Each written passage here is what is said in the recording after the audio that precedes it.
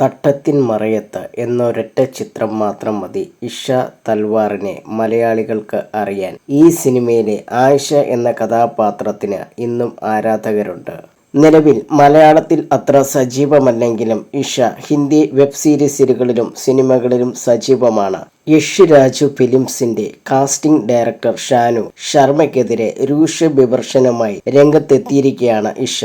ഒരു ഓഡിഷന് ഷാനു വിചിത്രമായ ആവശ്യം ഉന്നയിച്ചു. എന്തിനാണ് അങ്ങനെ പെരുമാറിയതെന്ന് ഇപ്പോഴും മനസ്സിലായില്ലെന്നും ഇഷ കൂട്ടിച്ചേർത്തു. ഇൻസ്റ്റാഗ്രാമിൽ ഒരു പോസ്റ്റിന് താഴെ കമന്റിട്ടാണ് നടി ഈ സംഭവം വെളിപ്പെടുത്തിയത്.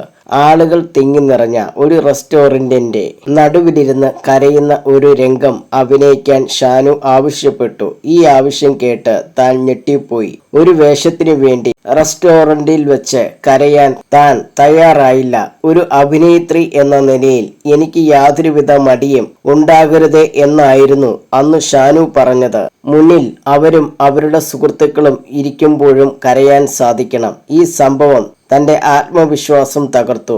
എന്തിനാണ് ഒരു യുവതിയോട് കാസ്റ്റിംഗ് ഡയറക്ടർ ഇങ്ങനെ പെരുമാറിയത് എന്ന് മനസ്സിലാകുന്നില്ല. അഭിനയ നേതാവിന് ഓഡിഷൻ ചെയ്യാൻ നല്ലൊരു കാസ്റ്റിംഗ് സ്പേസ് നൽകുന്നതാണ് ന്യായം. അതല്ല ഒരു യഥാർത്ഥ ലൊക്കേഷനിൽ വെച്ചാണ് അത് ചെയ്യേണ്ടതെങ്കിൽ ആ സ്ഥലം വാടകയ്ക്കെടുക്കണം, ഇഷ കൂട്ടിച്ചേർത്തു.